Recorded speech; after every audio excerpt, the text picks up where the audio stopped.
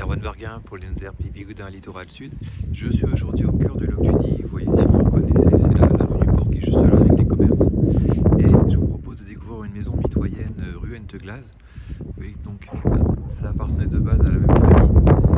On a deux maisons comme ça qui sont jumelles. L'autre à côté a été rénovée, celle-ci est à rafraîchir, mais avec des travaux déjà de fond qui ont été faits. Vous voyez déjà la toiture avec les crochets inox. Les fenêtres ont été remplacées, on est sur du PVC double vitrage. On a cette courette devant. Je vais commencer par l'extérieur. Vous voyez qu'on fait le tour sur le côté, on a la cuve à fioul, vous verrez qu'on a une très belle chaudière. Là on voit le pignon, le ravalement sera à refaire. Structurellement sinon il y a assez peu de fissures. Le bâti, le gros œuvre est plutôt en bon état.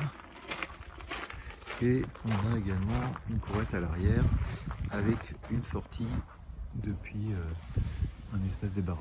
Vous voyez là encore la toiture, les gouttières en état correct. J'entre dans la maison, donc vous voyez qu'il y a un petit sas d'entrée avec d'un côté donc l'escalier qui mène à l'étage et de l'autre le salon et les pièces de vie.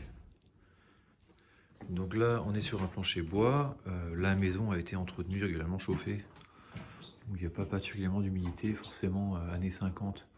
On aura quelques traces, mais vous voyez que par rapport à d'autres maisons où les angles sont noirs, là ici c'est quand même plutôt pas mal.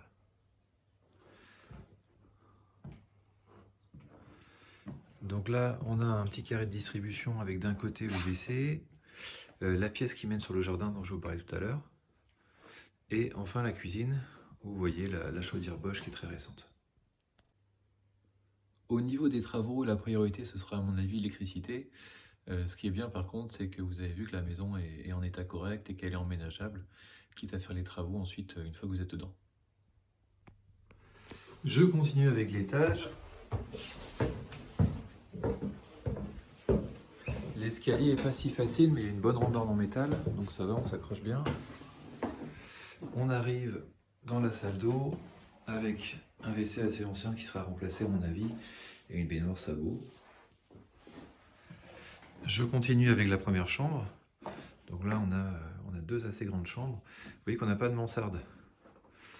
On a un grenier à l'étage après, et du coup, voilà, on n'a pas de rampant. Donc on a quatre. Et enfin, un grenier.